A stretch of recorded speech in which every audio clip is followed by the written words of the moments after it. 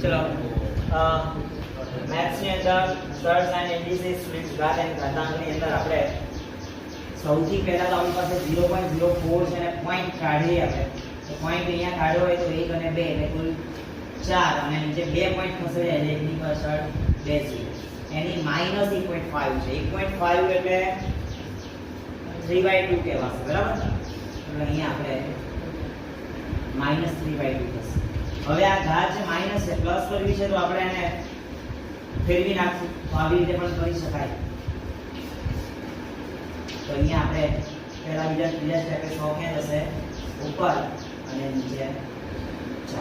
હવે આખાની આપણી પાસે 3/2 ઘાત છે બરાબર અહીંયા 100 છે અને નીચે 4 તો પહેલા આપણે આવું પણ લખી શકીએ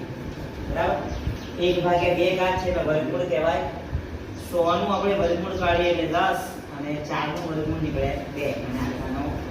ઘન તો 10 નો ઘન કરીએ તો 1000 આવે અને નીચે 2 નો ઘન કરીશું તો 8 પાસે આનો આન્સર આપણે લાવીએ તો 125 સંખ્યા છે બરાબર 5.40 2 plus 4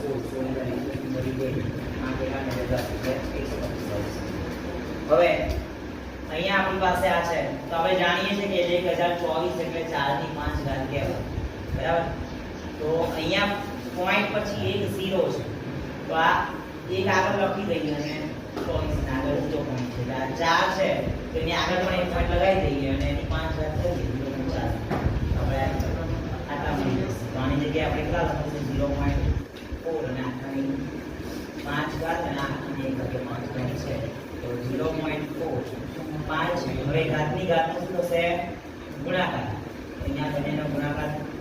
ઉપર નીચે છેદ ઉડાડી દઈએ એટલે 0.4 ની 1 ઘાત એટલે આન્સર આપણો આવશે 0.4 હવે એવો ને એવો જ એક દાખલો આપણે 0.2 ની 0.4 ની 3/2 ઘાત આપીએ તો આનો 1 પણ દાખલો કરવાનો છે